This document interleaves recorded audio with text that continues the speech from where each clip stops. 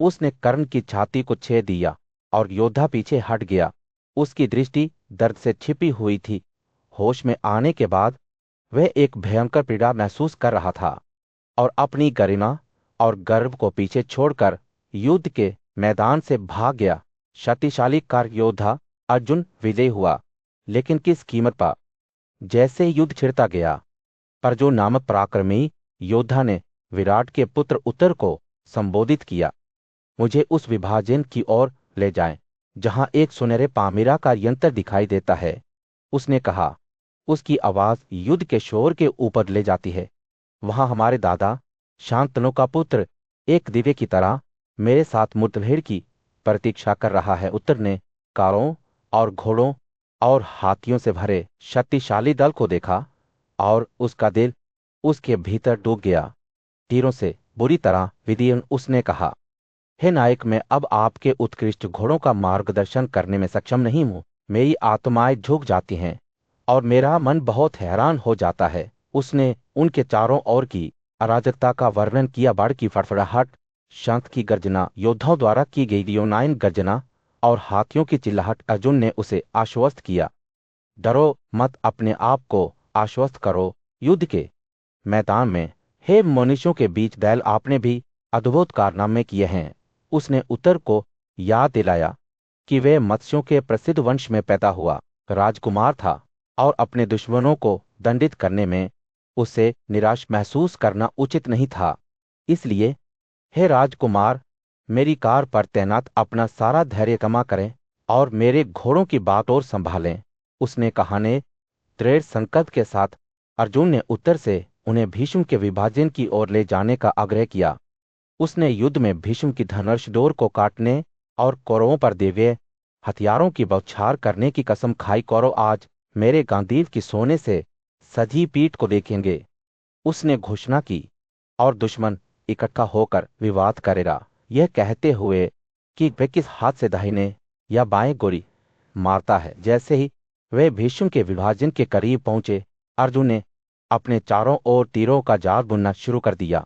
शक्तिशाली योद्धा ने खुशी खुशी इस हमले का सामना किया, लेकिन जल्द ही चार शक्तिशाली योद्धा विशासन, विकर्ण, दुस्सा और विभिन्न उनकी ओर दौड़े। उन्होंने विभत्सु अर्जुन को घेर लिया, जिन्होंने भीष्म के मानक को सोने से सदाए गए तीर से उसकी जड़ों से काट दिया। चारों ओर से तीरों के साथ युद्ध छिड़ गया। अर्जुन ने दुशासन का सामना किया, सोने से लपेटा हुआ अपना धनुष काट दिया और 5 तीरों के माध्यम से अपने व्यक्ति को छाती में छेद दिया। दुशासन भाग गया, युद्ध छोड़ दिया। विकर्ण भी अर्जुन के तीरों पर गिर गया, जबकि दुस्साहस और विविंती कुंती के पराक्रमी पुत्र द्वारा मारे गए। जैसे ही धूल जम गई, अजय विभात्सु विजयी हो गया। उसका मुकुट धूप में चमक रहा था। उसने अकेले ही चारों योद्धाओं और उनके घोड़ों को खड़ा दिया था और कोई नहीं छोड़ा था। सूर्य ने युद्ध के मैदान में दस्तक दी। अर्जुन की आंखों के सामने हुई अराजकता पर एक सुनहरा प्रकाश डाला। कौरवों के महान तार योद्धा उन्हें हराने के अपने दृढ़ संकल्प में एकजुट हो गए। एक ऐसी क्रूरता के साथ आगे बढ़े जिसने पृथ्वी को हिला दिया। लेकिन अर्जुन उनकी आत्मा अथा और उनकी आत्मा अधिक इस हमले के खिलाफ दृढ़ रहे। जैसे ही कौरवों के तीर उन पर बरस रहे थे, उन्होंने अपने दिमाग की कंपकंपी से शातों की एक अंतहीन आपूर्ति खींची, जिनमें से प्रत्येक अपनी पहचान के अनुसार तेजी से और सही तरीके से उड़ रहा था। गांडीवा के झुंझुनी की आवाज गर्मियों के दिन गरज की तरह थी, जो उनका विरोध करने की हिम्मत करने वालों के दिलों में डर पैदा कर रही थी। हाथियों के खुरों के नीचे धरती कांप रही थी। जब वे आगे बढ़ रहे थे, उनकी चड्डी अवज्ञा में उनकी हो गई थी, लेकिन अर्जुन के तीर शरदों की बारिश की तरह थे, जो निरंतर क्रोध के साथ युद्ध के मैदान में गिर रहे थे। वे स्टील और चांदी, तांबे और मांस में घुस गए, कुछ भी नहीं छोड़ गए। लेकिन उनके शरीर और टूटे हुए सपने कुरु की जीत की गर्जना आतंक की चिल्लाहट में बदल गई। जब वे पीछे की ओर लड़खड़ाते हुए तीरों की घातक सटीकता से उनके पतवार के कोर टूट गए। जैसे जैसे युद्ध आगे बढ़ता गया, अर्जुन का रूप मैदान पर नाचता हुआ दिखाई दिया। उसका धनुष हर पहाड़ के साथ अपनी मृत्यु का गीत गा रहा था। उसके डंडे कवच और मांस में समान रूप से कटे हुए थे। उनके जागने में शत शरीरों की निशानियां छोड़ गए। शंख और ढोल की आवाज मरने वालों की चिल्लाहट के साथ खुल गई, जिससे एक शोर मच गया जिसने पृथ्वी की नींव को हिला दिया। युद्ध का मैदान खून की नदी में बदल गया था। उसकी लहरें निराशा के तटों पर कका रही थीं। एक तूफानी दिन में पतवार और पगड़ी के कोट शरतु के पत्तों की तरह इसकी सतह पर तैरते थे, जबकि हाथी मौत के इस समुद्र में मगरमच्छ बन गए थे। इस्पात और मांस को काटने वाले तीरों की आवाज ने आतंक का एक झंझावात पैदा कर दिया, जिसका कोई अंत नहीं था। जैसे ही अर्जुन का क्रोध एक धार की तरह बहने लगा, कुरुओं की आत्माएं भड़कने लगी। उनकी आंखों के सामने जो भय फैल रहा था, उसे देखते ही उनकी अवज्ञा की आवाजें दया की प्रार्थनाओं में बदल गई। कुरु योद्धाओं का नेता दुर्योधन भय में डूबा हुआ था। उसका दिल आशंका से भारी था और फिर मानो वास्तविकता का ताना बाना ही टूट गया हो। अर्जुन के तीर युद्ध के मैदान में अपने जीवन के साथ नाचते दिख रहे थे। शहीद योद्धाओं के शरीर से बहने वाली खून की नदी का कोई अंत नहीं था। उसकी लहरें निराशा के तटों पर एक शक्तिशाली जलप्रलय की तरह टका रही थीं। मृत्यु और विनाश के इस झंझावात में अर्जुन अपने भाग्य के स्वामी के रूप में खड़े थे। उनका धनुष हर झटके के साथ विजय का गीत गाता था। उनका रूप अंधेरे में एक प्रकाश स्तंभ की तरह चमकता था, जो विजय की ओर ले जाने वाले मार्ग को रोशन करता था। उन्होंने जो रथ की नदी बनाई थी, वह एक वसीयतनामा थी। सूर्य युद्ध के मैदान में अस्त हो रहा था। कुरुओं के बीच फैली अराजकता पर एक सुनहरा प्रकाश डाल रहा था। भीष्म भरतों के पोते और शांतनु के पुत्र लंबे खड़े थे। उनका सोने से अलंकृत धनुष लुप्त होती रोशनी में चमक रहा था। उन्होंने पांडव राजकुमार अर्जुन पर अपने चेहरे पर एक उग्र संकट के साथ हमला किया। जैसे ही वह पास आया, भीष्म के सिर पर एक सफेद छतरी लगी हुई थी, जिससे वह सूर्योदय के समय एक राशि पहाड़ी की तरह लग रहा था। उनके शंख की आवाज हवा में गूंज रही थी, धृतराष्ट्र के पुत्रों पर जयकार करते हुए। जब वे अर्जुन से भिड़ रहे थे, पांडव भाइयों में से एक विभात्सु भय से जमे हुए खड़े थे। जब भीष्म उन पर चढ़ गया, लेकिन अर्जुन भयभीत नहीं हुआ। उसने गर्म मुस्कान के साथ भीष्म का स्वागत किया, जैसे एक पहाड़ी पर बारिश के बादल छा रहे हों। दोनों योद्धा एक दूसरे का सामना कर रहे थे। उनकी आंखें एक भयंकर टकटकी में बंद थी। भीष्म ने पात के झंडे को 8 तीरों से छेदा, लेकिन अर्जुन ने भीम की छतरी को एक शक्तिशाली भाला से 8 का जवाबी कार्रवाई की। युद्ध तेज हो गया। दोनों योद्धाओं ने एक दूसरे पर वार किए और जवाबी हमले किए। भीष्म ने धनंजय को एक शक्तिशाली दिव्य हथियार से ढक दिया, लेकिन अर्जुन ने उस पर एक बार फिर से फेंका, लेकिन यह एक पहाड़ी की तरह अवशोषित हो गया, जिसमें बादलों का एक गहरा समूह था। जब दोनों योद्धाओं के बीच टकराव हुआ, तो हवा तीरों की तेज आवाज से भर गई। जैसे जैसे लड़ाई जारी रही, कौरव योद्धा भय से देख रहे थे। उनके मुंह युद्ध की क्रूरता को देख रहे थे। भीष्म और अर्जुन एक दूसरे के बराबर थे। दोनों एक दूसरे पर वार कर रहे थे, जिसका मुकाबला करना असंभव लग रहा था। हवा उड़ते तीरों के 1000 टुकड़ों से भरी हुई थी, जैसे शाम के आकाश में आग की मक्खियां नाच रही थीं। लेकिन जब आकाशीय हथियार बंद हो गए, तो लड़ाके साधारण तीरों की ओर मोड़ गए। भीष्म के सोने से सजे धनुष को अर्जुन ने काट दिया, लेकिन उन्होंने जल्दी से दूसरे को बांध दिया और अपने प्रतिद्वंद्वी पर तीर बरसाना जारी रखा। लड़ाई जारी रही, जिसमें किसी भी पक्ष ने एक इंच भी नहीं गिरा। जैसे ही लड़ाई अपने चरम पर पहुंची, कौरव योद्धाओं ने भीष्म के पराक्रम पर आश्चर्यचकित होकर कहा, उत्कृष्ट उत्कृष्ट। वे जय जयकार कर रहे थे। उनकी आवाज युद्ध के मैदान में फैल रही थी। कुछ ही योद्धा अर्जुन की शक्ति और गति की बराबरी कर सकते थे, लेकिन भीष्म उनमें से एक थे। जैसे ही ऐसा लग रहा था कि कोई भी योद्धा हार नहीं मानेगा, वैसे ही अर्जुन ने भीष्म का धनुष एक बार फिर काट दिया। शांतनु का पुत्र ऊंचा खड़ा था। उसकी छाती परिश्रम से भरी हुई थी, लेकिन अर्जुन के तीर उस पर बरसते रहे। अंत में भीष्म के रथ के चालक ने सुरक्षा के लिए पुकारा और भीष्म अपनी कार के खंभे पर झुक के उनकी आंखें हर में बंद हो गईं। जैसे ही धूल जम गई, कौरव योद्धाओं ने एक बार फिर जय जयकार की। जब पांडवों और कौरवों के बीच युद्ध छिड़ रहा था तो सूर्य युद्ध के मैदान में गिर पड़ा। जैसे ही महान योद्धा भीष्म अपने साथियों को पीछे छोड़कर युद्ध की नौका से भाग रहे थे, वह सांपारे ने उन्हें विस्मय से देखा, लेकिन धृतराष्ट्र के महान पुत्र दुर्योधन को रोका नहीं जा सकता था। उन्होंने अपने राज्य का झंडा फहराया और हाथ में धनुष लिए एक जोरदार गर्जना के साथ अर्जुन के पास पहुंचे, जिसने पृथ्वी को हिला दिया। दुर्योधन ने अपने धनुष से एक तीर मारा, जिसका भला सांप की तरह फैला हुआ था, और उसे अर्जुन के माथे में छेद दिया। सूरज की रोशनी में सुनहरा बिंदु चमक रहा था। जब प्रसिद्ध कर्मों का नायक लड़खड़ाता हुआ एक सुंदर पहाड़ी की तरह चमकता हुआ दिखाई दे रहा था, जिसकी एक चोटी भी थी, लेकिन जैसे ही वह गिरा, उसके घाव से गर्म जीवन रक्त निकल रहा था, जो उसके शरीर से सोने के फूलों की माला की तरह बह रहा था। तीर के तेज और घातक प्रहार से क्रोधित अर्जुन ने विषाक्त जहर के सांपों की शक्ति से भरे तीर उठाए। उसने उन्हें दुर्योधन पर गोली मार दी, लेकिन राजा पीछे हटने वाला नहीं था। उसने प्रचंड शक्ति से पाथ पर हमला किया और पाथ ने उसे तरह तरह से मारा।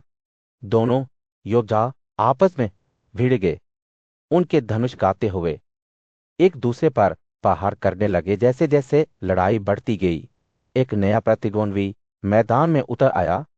विकर्ण, जो पहाड़ जैसे विशाल हाथी पर बैठा हुआ था, 4 गाड़ियों के सहारे कुंती के बेटे जिष्णु की ओर भागा, लेकिन धनंजय डरने वाला नहीं था। उसने बड़ी ताकत से लोहे का तीर चलाया, हाथी को उसके मंदिरों के बीच मारा। तीर जानवर के शरीर में गहराई से घुस गया, जैसे ईंधे की गड़गड़ाहट एक पहाड़ को विभाजित कर रही हो। हाथी जब लड़खड़ाता हुआ जमीन पर गिर पड़ा तो उसकी ताकत कम हो गई। अपने पहाड़ की पीड़ा को महसूस करते हुए विकर्ण अचानक बहुत दहशत में उतर गया और 800 कदम पीछे विविंग साथी की गाड़ी की ओर भाग गया। प्रेखा का बेटा संतुष्टि से देख रहा था कि हाथी धरती पर गिर रहा है। अवसर का लाभ उठाते हुए अर्जुन ने एक और तीर चलाया, जिसमें से एक ने दुर्योधन को छाती में मारा। राजा का कवच गांधीव की शक्ति का कोई मुकाबला नहीं था, और उसने एक दर्दनाक चिल्लाहट छोड़ी, क्योंकि तीर ने उसके शरीर को गहराई से काट लिया था। उसके योद्धा डर और दहशत से प्रभावित होकर मैदान से भागने लगे। दुर्योधन ने अपनी गाड़ी को तेजी से मोड़ दिया और उस दिशा की ओर भाग गया जहां पाथ नहीं था, लेकिन युद्ध के लिए अभी भी उत्सुक किरीट ने उसे क्रोध से फटकार लगाई। अपनी महान प्रसिद्धि और महिमा का त्याग करते हुए तुम क्यों उड़ते हो, पीछे मोड़ते हो? उसने पूछा।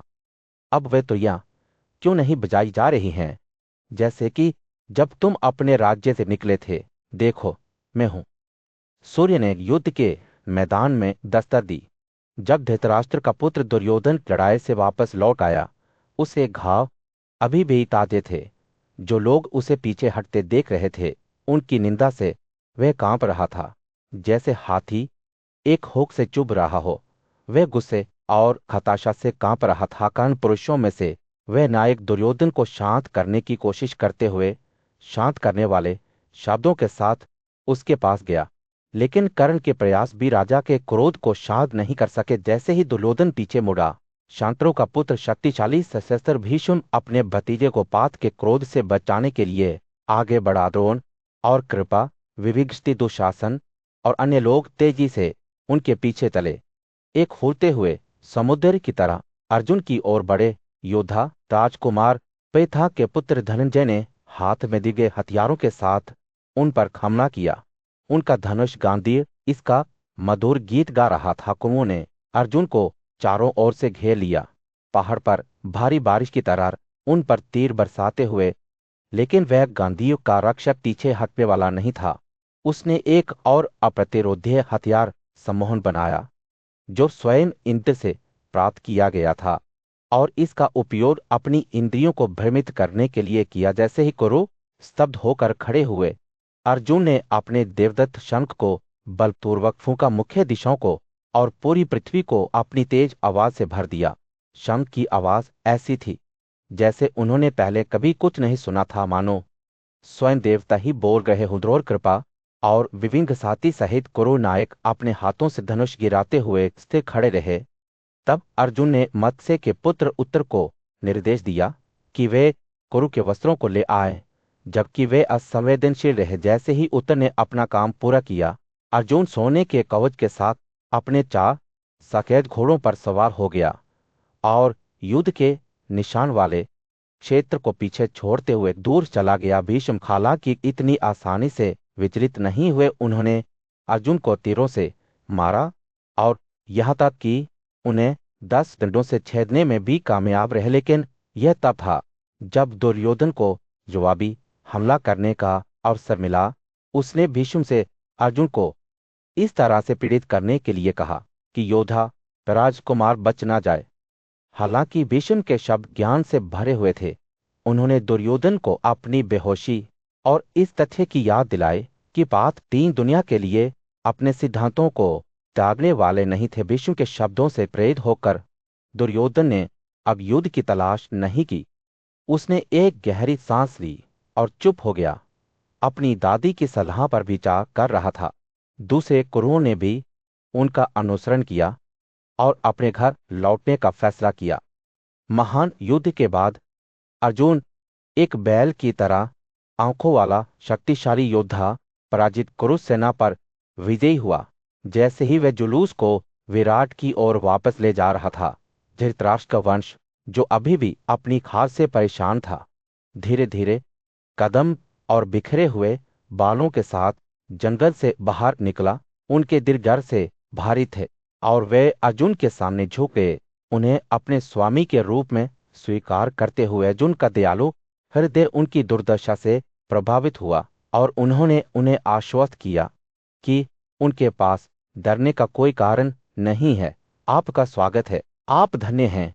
उन्होंने कहा, जाओ और चिंता मत करो, मैं तुम्हारी रक्षा करूंगा। कुरु योद्धा उनके शब्दों से बहुत खुश थे और उन्होंने आशीर्वाद के साथ उनका अभिवादन किया, उनकी बहादुरी की प्रशंसा की और उनके लंबे जीवन की कामना की। जैसे ही अर्जुन विराट की ओर बड़ा, शहर के निवासी उस बड़ी जीत से अनजान थे जो जीती गई थी। लेकिन अर्जुन जानता था कि उसे सावधानी से चलना चाहिए। ऐसा न हो कि मत्स्य के राजा अपने बेटों की हार की खबर से डर जाए। उसने मत्स्य के राजकुमार उत्तर को इस तरह से जीत की घोषणा करने का निर्देश दिया जिसे राजा चिंतित न हो। उत्तर पहले तो हिचकिचा रहा था, यह महसूस करते हुए कि यह उपलब्धि उसकी शक्ति से परे है। लेकिन अर्जुन के शब्दों ने उसे साहस दिया और वे मदद करने के लिए सहमत हो गया। उन्होंने मिलकर अनुचित उत्साह पैदा किए, बिना जीत की घोषणा करने की योजना बनाई। जैसे ही वे शहर के पास पहुंचे, अर्जुन का रथ चालक की रिकिन बागडोर के पास तैयार खड़ा हो गया। लेकिन शहर में प्रवेश करने से पहले अर्जुन ने बागडोर उत्तर को सौंप दी, जिसने उनकी जीत में महत्वपूर्ण भूमिका निभाई थी। प्रफुल्लित मन से अर्जुन ने उत्तर के कार चालक ब्रहनल का भेष धारण किया और शहर में प्रवेश किया। इस बीच कुरु सेना पराजित और निराश होकर हस्तिनापुर के लिए निकल पड़ी। लेकिन जैसे ही वे आगे बढ़े, उनके योद्धाओं में से एक फाल्गुनी उत्तर की ओर मुड़ी और कहा, राजकुमार चरवाहों द्वारा अनुरक्षित पतंगों को देखकर हम दोपहर में विराट के महानगर में प्रवेश करेंगे। चरवाहों को जल्दी से अपनी जीत का ऐलान करने दे। उत्तरा मान गया और उसने पूरे शहर में खबर फैलाने के लिए दूत भेजे। जैसे ही वे पवित्र सामी के पेड़ की एक तलहटी में पहुंचे, अर्जुन और उत्तरा अपनी जीत के लिए खुशी और कृतज्ञता से भर गए। उन्होंने अपने गहने और वस्त्र पहने जो वे अपने अभियान पर निकलते समय पीछे छोड़ गए थे और नायक के रूप में शहर में प्रवेश करने के लिए तैयार थे। ब्रहनल को अपने बगल में रखते हुए अर्जुन, जिसे अब ब्रहनल के नाम से जाना जाता है, विराट शहर में प्रवेश किया। उसका दिल उल्लास से भरा हुआ था। उनके लौटने पर लोग खुश हुए और पूरे देश में राधा की जीत का जश्न मनाया गया। विराट नगर में राधा विराट ने लंबे समय तक कौरवों से अपनी संपत्ति छिपाने के बाद आखिरकार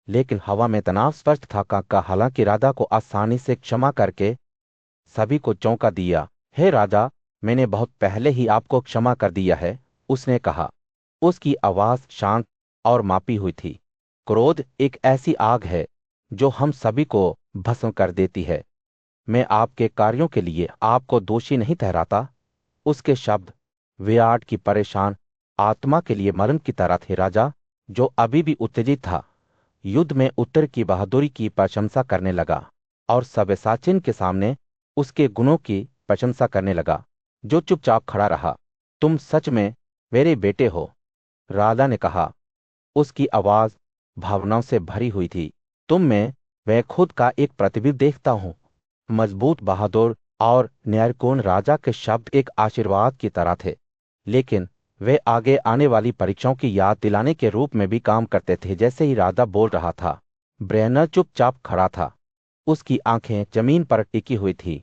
उसने परिषद कक्ष में उथल पुथल देखी थी, लेकिन वे दृढ़ रहा। अंत के प्रति उसकी वफादारी अटूट रही है। दृश्य विराट के शब्दों के साथ समाप्त हुआ, जो अभी भी हाल में गूंज रहे थे। मानव स्वभाव की जटिलताओं और परिवार और कर्तव्य के स्थायी बंधन का एक प्रमाण सूर्य युद्ध के मैदान में अस्त हो रहा था। आराध्यता के दृश्य पर एक सुनहरा प्रकाश डाल रहा था। उत्तर उसका चेहरा डर से कांप रहा था। अपने पिता विराट के पास उनके रथ पर आया। पिता, उसने कहा। उसकी आवाज कांप रही थी। मुझे स्वीकार करना चाहिए कि मैं अपनी पतंगों को वापस पाने और कौरवों को हराने में विफल रहा हूं। यह मेरा काम नहीं था, बल्कि एक दिव्य युवक का था, जिसने युद्ध में हस्तक्षेप किया। जैसे ही उत्तर बोल रहा था, विराट के रथ पर सवार एक व्यक्ति दूर से उगरा, तारों की तरह चमकती आंखों वाला युवा योद्धा मनोरंजन और चिंता के मिश्रण के साथ उत्तर की ओर देख रहा था। उसने अकेले ही कृपाद्रोण द्रोण के बेटे और भीष्म को हराया था, और अब वह युद्ध के मैदान में विजयी हो गया। करो राजवंश के राजकुमार दुर्योधन अपने रथ पर सवार होकर अपने सलाहकारों से घिरे हुए उनके पास पहुंचे। उनका चेहरा एक झुंझुनी में मुड़ गया। उन्होंने युवा योद्धा पर तीरों की बौछार की, लेकिन वह उनके बिजली तेज पतिवर्तियों के लिए कोई मुकाबला नहीं थे। जब वे चकमा दे रहे थे और तीरों के बीच बुना हुआ था, तो दिव्य युवा हंसे। अपने तीर मक्खन के माध्यम से गर्म चाकू की तरह कुरु सेना में छेद कर रहे थे। कुरुओं के 6 महान कार योद्धा, जो कभी घमंडी और निडर थे, अब अव्यवस्था में भाग गए। उनके कवच टूट गए और उनके कपड़े उनकी पीठ से फट गए। युवा योद्धा विजयी खड़ा था। उसकी छाती परिश्रम से भरी हुई थी। जब वह अपने चारों ओर के नरसंहार का सर्वेक्षण कर रहा था, जैसे ही धूल जम गई, विराट की आंखें आश्चर्य से चौड़ी हो गई। वे पराक्रमी और प्रसिद्ध दिग्मूर का युवक कहाँ है? उसने अपने बेटे उत्तर से पूछा। मुझे उसे देखना चाहिए और उसकी पूजा करनी चाहिए, क्योंकि उसने मुझे और मेरी बिल्ली को बचाया है। लेकिन जब उत्तर ने जवाब दिया कि युवा योद्धा हवा में गायब हो गया है, तो विराट का चेहरा गिर गया। हालांकि अगले दिन एक नया विकास हुआ। पांडवों के राजकुमार पाथ, जो विराट के महल में भेष बदल कर रह रहे थे, ने विराट की बेटी उत्तरा को अपने कपड़े भेंट किए। सुंदर और आभारी जड़ की अपने नए कपड़ों से बहुत खुश थी, और उसका दिल उस युवा योद्धा के लिए प्यार से भर गया, जिसने उन सभी को बताया था। जैसे ही सूर्य युद्ध के दूसरे दिन अस्त हुआ, मत्स्य राज्य के लोग अपने राजा विराट के चारों ओर शक्तिशाली योद्धा के कारनामों की कहानियां सुनने के लिए इकट्ठा हो गए। और हालांकि वे छिते रहे, उनकी किंवदंती बढ़ती गई, जिससे पूरे देश में भय और श्रद्धा फैल गई। विराट के राज्य में कहने के तीसरे दिन सूरज मुश्किल से निकला था, जब 5 पांडव भाई अपने बेहतरीन सफेद वस्त्र पहने और कीमती आभूषणों से अलंकृत अपने कक्षों से बाहर निकले। उन्होंने एक ताजा स्नान किया था, और अब वे हर इस चमकते राजकुमारों को देख रहे थे, जो वे थे। युधिष्ठिर को अपने सिर पर रखते हुए वे विराट के महल के भव्य परिषद कक्ष में चले गए। उनकी उपस्थिति ध्यान आकर्षित कर रही थी। जैसे ही वे अंदर गए, भाइयों ने राजाओं के लिए आरक्षित सिंहासनों पर अपनी सीट ले ली। जो एक बलिदान की वेदी पर आग की तरह चमक रहे थे।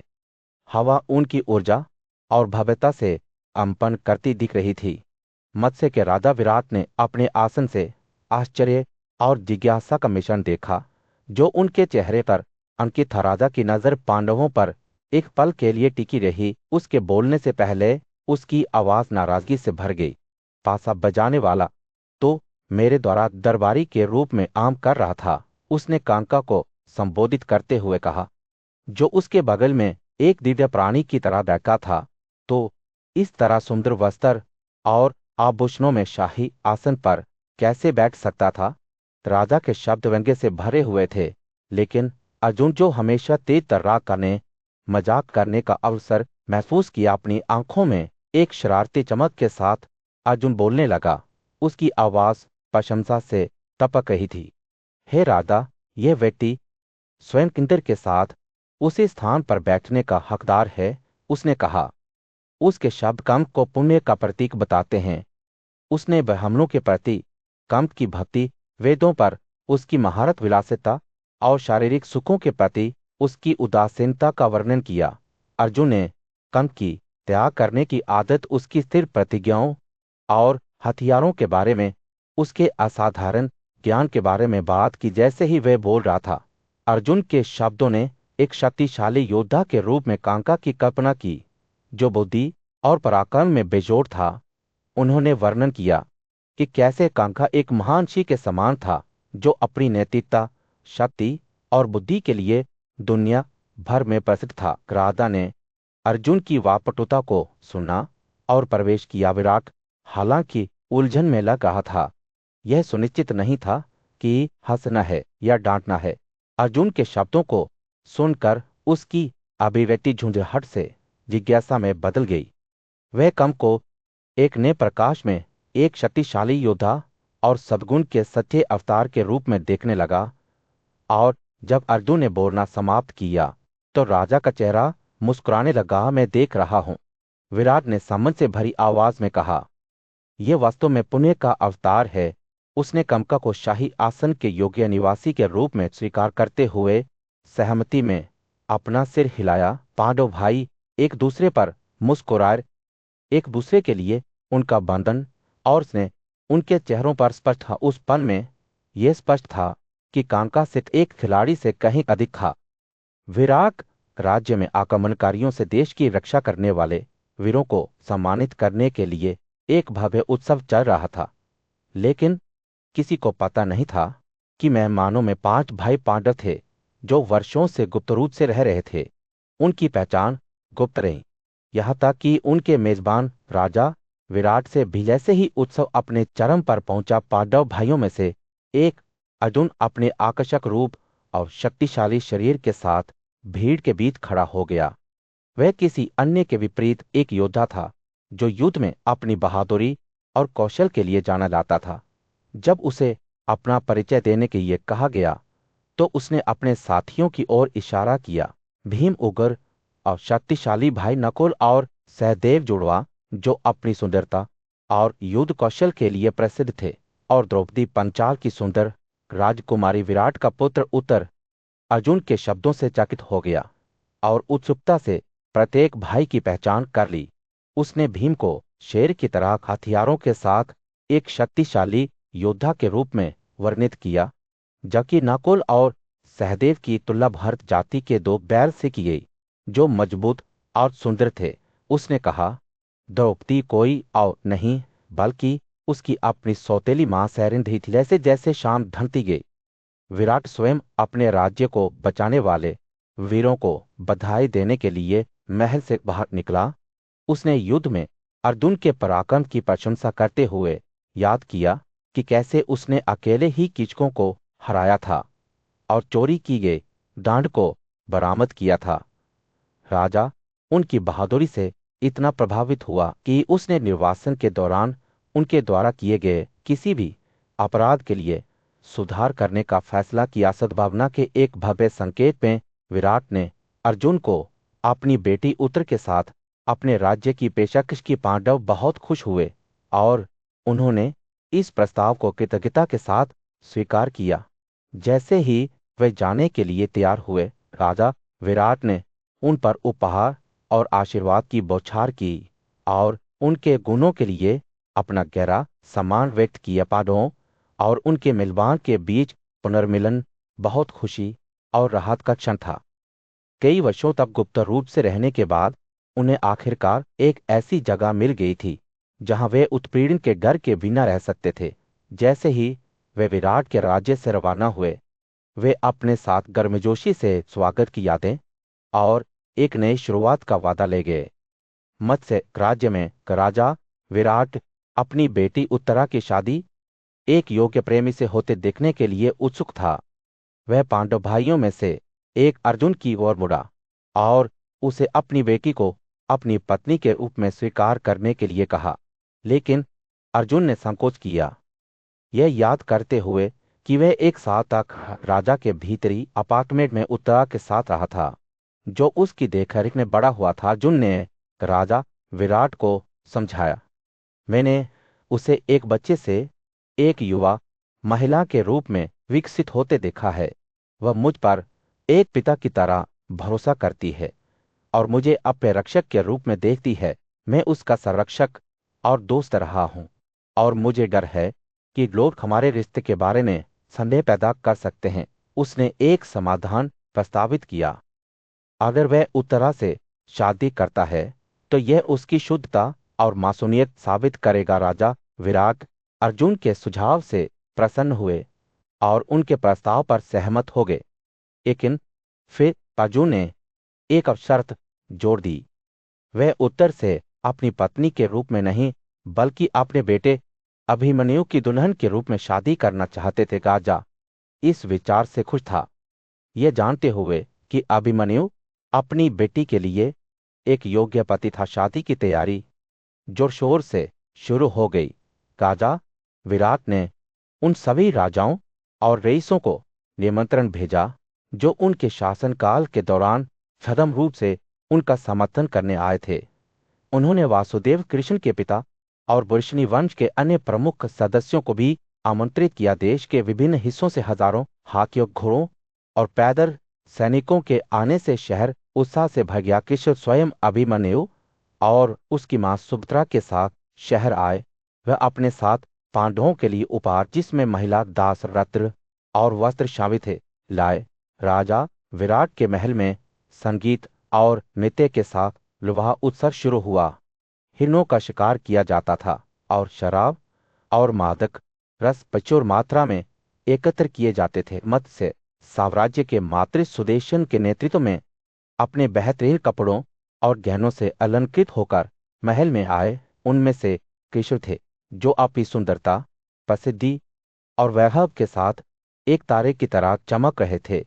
वह राजकुमारी उत्तरा को हर आभूषण पहने और इंद्र की बेटी से मिलते जुलते हुए ले गए। विवाह समारोह हुआ, जिसमें अर्जुन ने अपने बेटे अभिमन्यु की ओर से विराट की बेटी को स्वीकार किया।